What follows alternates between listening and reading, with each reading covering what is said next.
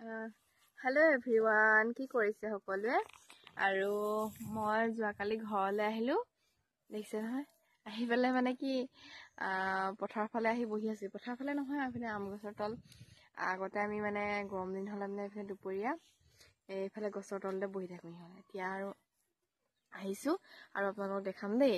এইফালে মানে চব পথাৰ। আমাৰ সেইফালে ধৰি লওক এতিয়া চব বাগান, কিন্তু এইফালে মানে আমাৰ ঘৰৰ ফালে একদম এতিয়া চব ফালে পথাৰ এটা মুকলি আৰু দেখাম আপোনালোকক। ৰ'ব অলপমান উঠি লৈছোঁ মই। আৰু এইফালে দেখিছে নহয় ধান